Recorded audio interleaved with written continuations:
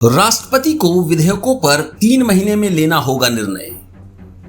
राष्ट्रपति विधेयकों को अनिश्चित काल तक नहीं रोक सकते।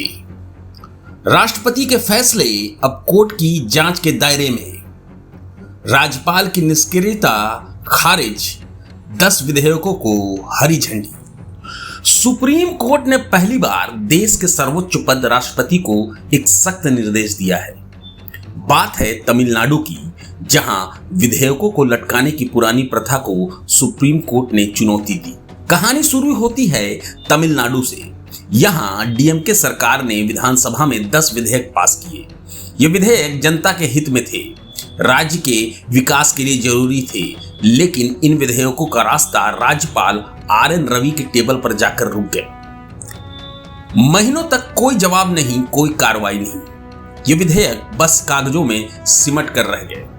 आखिरकार हताश होकर डीएमके सरकार ने सुप्रीम कोर्ट की शरण ली और फिर मंगलवार को वो पल आया जिसने इतिहास रच दिया। यह फैसला शुक्रवार को दुनिया के सामने आया।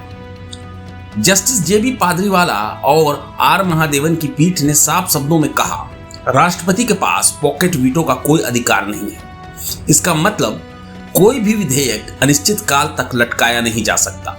कोर्ट ने तमिलनाडु के राज्यपाल के रवैये को गलत ठहराया, जिन्होंने विधेयकों पर कार्रवाई करने के बजाय उन्हें ठंडे बस्ते में डाल दिया था। लेकिन कोर्ट यही नहीं रुका, उसने एक अभूतपूर्व कदम उठाया। कोर्ट ने निर्देश दिया कि राष्ट्रपति को राज्यपालों द्वारा भेजे गए विधेयकों पर 3 महीने के भीतर फैसला लेना होगा। अगर इससे ज्यादा समय लगता है तो लिखित कारण देना होगा और संबंधित राज्य को सूचित करना होगा।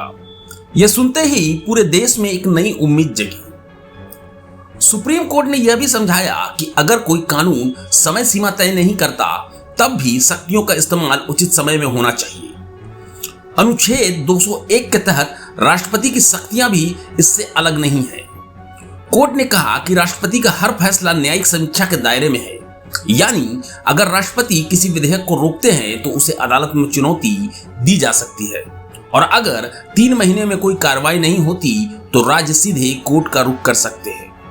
कोर्ट ने यह भी जोड़ा कि अगर कोई विधेयक संवैधानिक वैधता के सवालों की वजह से रोका गया है तो कार्यपालिका को जज बनने का हक नहीं। ऐसे सवालों को अनुच्छेद 143 के तहत सुप्रीम कोर्ट में भेजा जाना चाहिए। यह एक ऐसा नियम है जो जवाबदेही को और मजबूत करता है। यह फैसला तमिलनाडु के डीएमके सरकार के लिए एक बड़ी जीत है। सुप्रीम कोर्ट ने साफ कहा, कार्यपालिका के पास विधेयक की संवैधानिकता पर फैसला करने का अधिकार नहीं। यह काम केवल संवैधानिक अदालतों का है।